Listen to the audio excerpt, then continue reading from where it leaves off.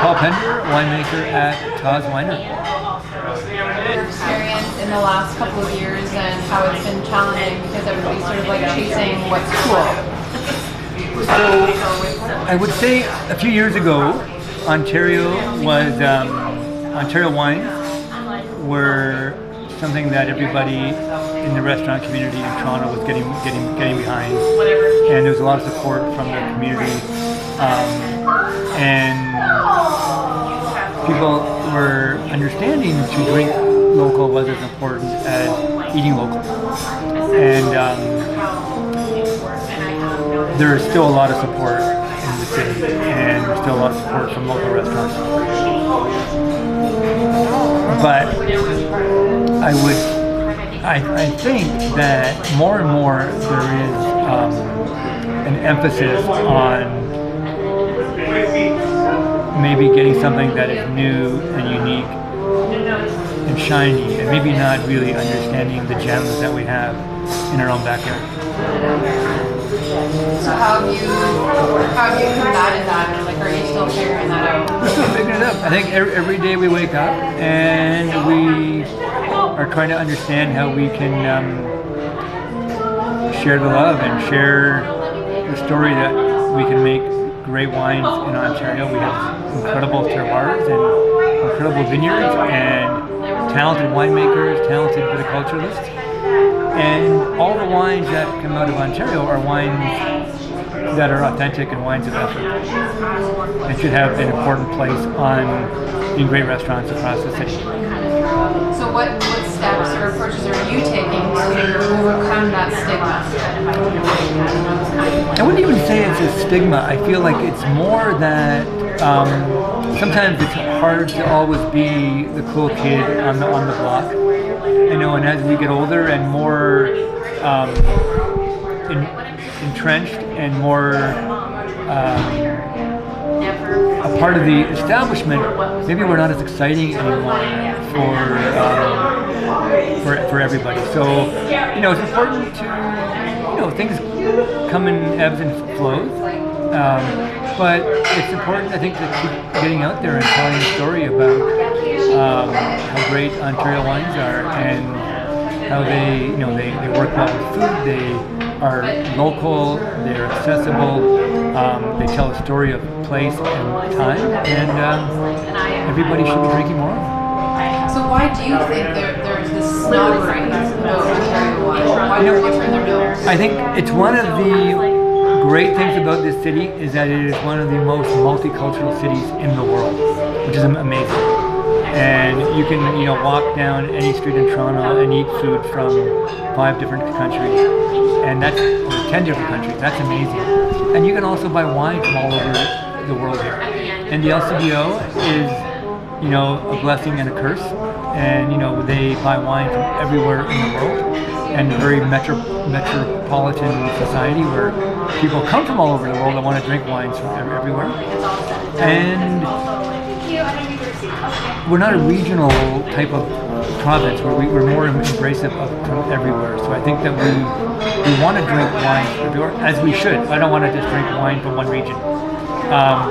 So I think we have to acknowledge where we're from, and also try to also sell the message that we should drink Ontario. It's a roundabout way of it.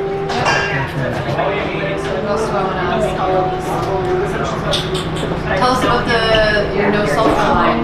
So we do 4 wines. This is us trying to be shiny and new. As Tawse, we've been farming organically and biodynamically for 15 years now.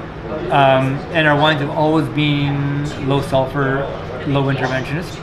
But as you become part of the establishment, you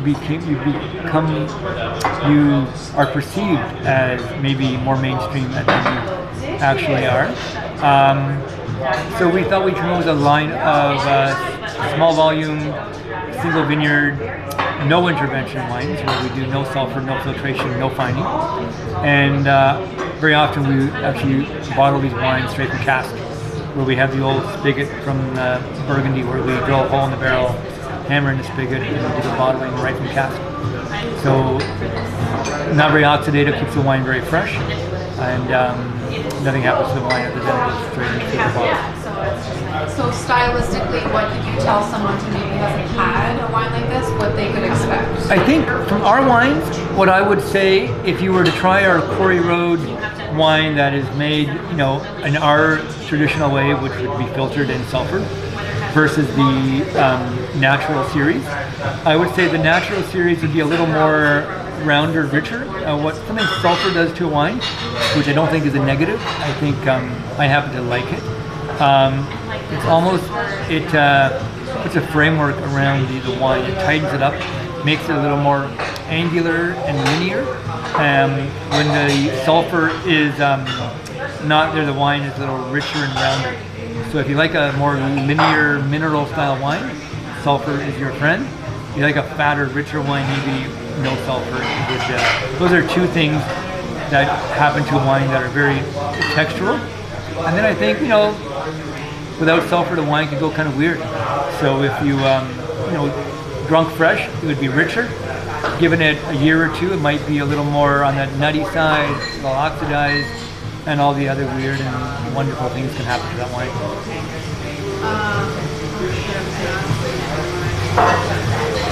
Okay. I've been having a lot of conversations with winemakers specifically surrounding the perception of Malo. Why are people so scared of it? Why do they want to stop it? I think a couple things. One, like all red wine goes through malolactic fermentation, and even things.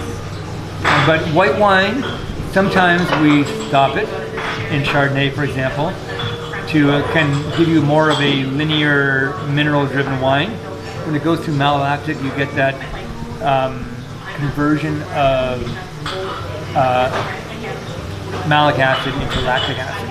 And lactic acid is a softer acid than malic acid, so the wine gets richer and rounder. And then some of the byproducts of that bacterial conversion are things like butteriness, milkiness, cheesiness. Not always something you want in a wine. You may want that in a Chardonnay, you might not. I don't particularly like that in my Chardonnays, but a lot of people really look for that in their Chardonnays. I'm more about linear mineral. If you want that butteriness, you'd want that. I'm not sure why winemakers, I would feel like there would be a bit of a split in terms of what people would like in that. Beyond just flavor profile though, like a lot of the natural wines that I drink are allowed to just go through Malo. They're not stopping it because there's stability, other sort of properties that are very desirable. We can rely on other chemical additions. So I think what malolactic does, typically in France, in Burgundy, where they would, the malolactic would happen in the spring. They would put the wine down to barrel in the fall. It would finish its primary fermentation, and then it would get really cold in the cellars, and everything would shut down. And then the wines would get a little oxidized, a little tired. And then as it warmed up in the summer, the malolactic would kick off. It would freshen the wine because you're having CO2 being developed in the wine. And then the wine would be stable and ready for bottling. If you don't go through malolactic fermentation, you have to filter your wine and sulfurate your wine. Otherwise, it will happen in bottle at some point, and nobody wants to have a fizzy, cloudy wine. So it really is an evolution in the stability of the wine. If you were to bottle grape juice, you're going to have a lot of risk of primary fermentation happen. And if you bottle, fermented grape juice, but the mallow is not done, it's going to kick off at some point. So you don't think that if you let a Chardonnay, for example, go through mallow, you're not getting as much freshness as you're desiring? Not necessarily. I think you could, given some vintages we want it to happen. When you have a really high acid year, the amount of acid in that wine when you pick it may be kind of not really pleasant when you drink it. So you go through a malolactic fermentation, the acid is converted into lactic, a little softer, has a rounder feel, so the wine is more pleasing on our palate. I don't think you can say one is better and one is not better. It's just more the interventionist that I'm sort of coming at this from. Yeah, so I think that wine in its nature is interventionist. You know, we rip down forests and we plant vineyards and we farm these vineyards all year long. We pick the grapes when we think they're ripe.